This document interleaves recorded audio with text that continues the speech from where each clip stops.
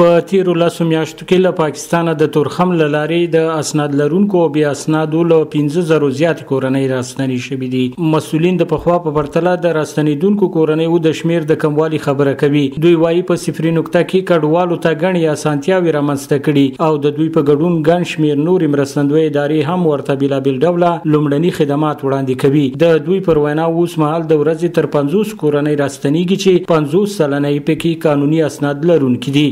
ټول مستند ښه خدمات وړاندې کوي او انحصار په یو کارت باندې 315 روپۍ ورکوي په اول ابتدایي حالاتو کې او آی ایم هم دوی ته خدمات وړاندې کوي او کریا ورکوي، نورې پیسې ورکوي او ډبل کی هم ورکوي.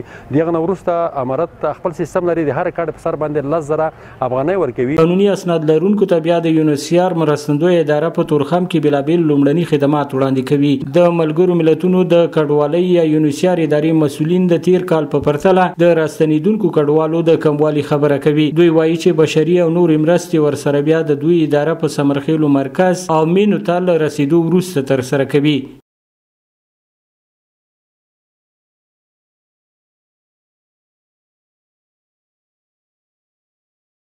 قانوني اسناد لرونکي راستانه شوي په صفري نقطه کې د قانوني پروسې له بشپړېدو وروسته له تورخمه د سمرخیلو سیمه کې د نغدي مرستې په پار د یونیسیار مرکز ته راځي او دلته نغدي مرسته ترلاسه کوي. د دغه ادارې د معلوماتو له مخې په 2023 کال کې 1506 او په 2024 کال کې بیا 909 قانوني اسناد لرونکي کورنۍ هیواد ته راستنې شوي چې د دوی له لوري د کورنۍ هر یو غړي سره نغدي مرسته هم شوې ده. د دوی په وینا د 2023 د لسمې میاشتې بیا د 2024 کال تر 9مې میاشتې پورې ټوټال 15,015 کورنۍ هیواد ته راستنې شوي دي. راستنې شوي کډوال بیا پاکستان کې د افغان کډوالو سره د بد وضعیت کیسې کوي او د یونیسیار او حکومت د لومړنیو مرستو او خدماتو مننه کوي. راستنې شوي همدارس د حکومت او مرستندویه ادارو غواړي چې د سرپناهو د برابرېدو په برخه کې د هم ورسره لازمي مرستې وکړي.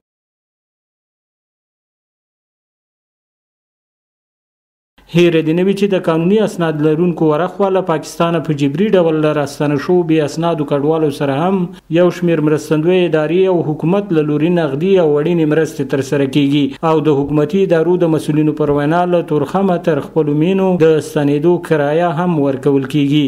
سباون ساحل، وحدت نیوز، تورخم.